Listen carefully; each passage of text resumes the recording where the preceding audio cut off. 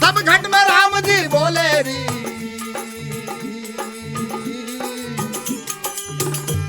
कहीं हेरती Dolo मरेली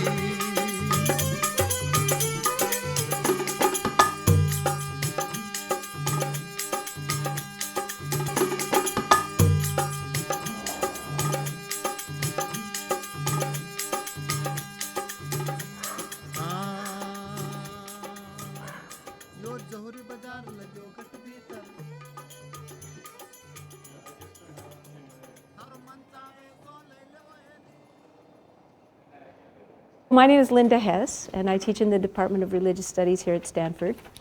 And my work is in India, and I'm a scholar of the poet Kabir, and a translator, and a devotee and lover of the poet Kabir.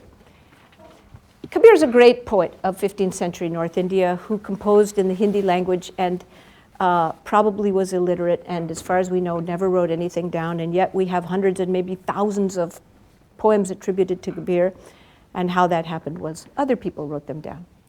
In India, it's literature, but more than that, it's oral, performative, musical, living utterances.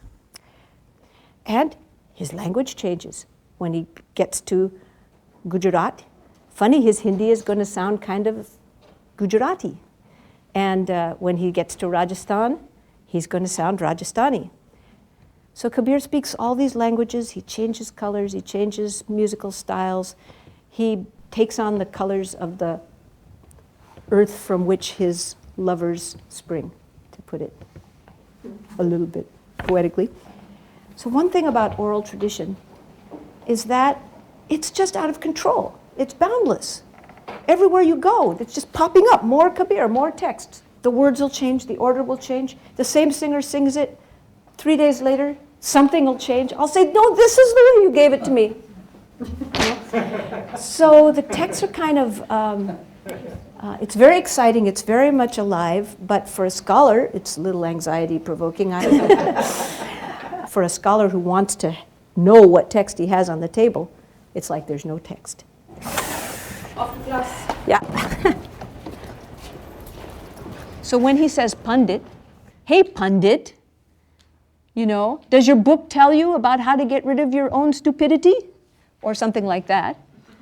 You know, it's very easy to leap across all the cultural specificity of it and see that, you know, he's talking about us.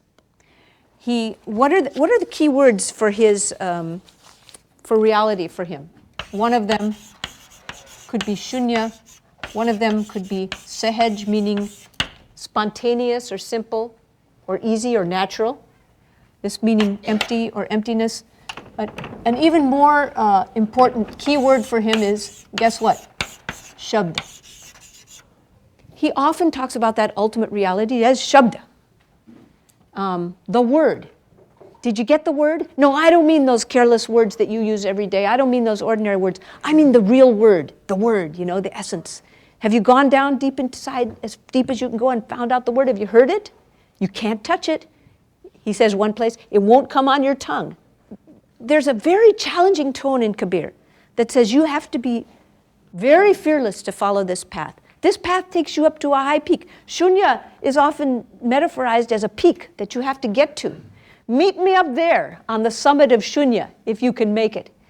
And he says, how subtle is this? Let me tell you. Much thinner than water, subtler than smoke, swifter than wind. Kabir's friend.